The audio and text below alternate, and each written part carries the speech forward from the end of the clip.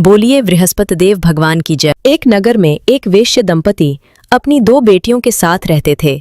जब उनकी बेटियां विवाह लायक हुई तो माँ ने अपनी दोनों बेटियों से गुरुवार का व्रत और केले के वृक्ष को पूजने को कहा। तब बड़ी बेटी लीला पूरी ईमानदारी और सच्चे मन से व्रत और पूजन करती, लेकिन छोटी बेटी गीता सच्चे मन से व्रत नहीं करती थी। समय बिता गुरुवार का व्रत और केले के वृक्ष को सिंचने और पूजने से लीला का विवाह एक बहुत अच्छे घर में हो गया, लेकिन गीता का विवाह नहीं हुआ। तब माँ को चिंता सताने लगी। माँ ने सोचा कि गुरुवार का व्रत तो मेरी दोनों बेटियां कर रही थीं, फिर आखिर मेरी छोटी बेटी के विवाह में क्या परेशानी हो रही है। एक दिन वेश्य दंपति ने अपनी छोटी बेटी गीता की जन्मपत्री एक पंडित को दिखाई और जल्दी विवाह हो उसका उपाय पूछा। तो पंडित जी ने कहा कि आपकी बेटी गुरुवार व्रत सच्चे मन से नहीं करती। अगर वह गुरुवार का व्रत और केले के वृक्ष को सच्चे हृदय से सींचे तो उसे व्रत का फल जरूर मिलेगा।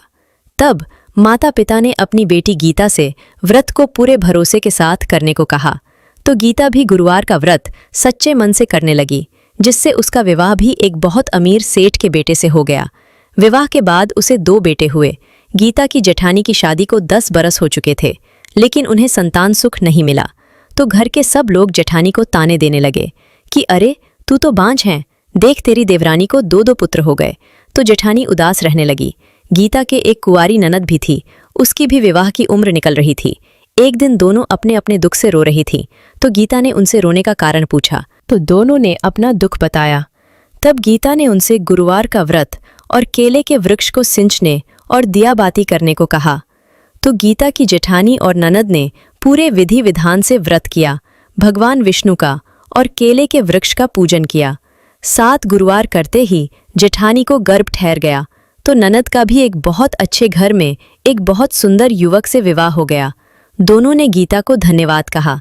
जब गीता के सास ससुर को पता चला तो उन्होंने पूरी नगरी में मुनादी करवा दी कि सभी को गुरुवार का व्रत करके केले के वृक्ष का पूजन करना चाहिए।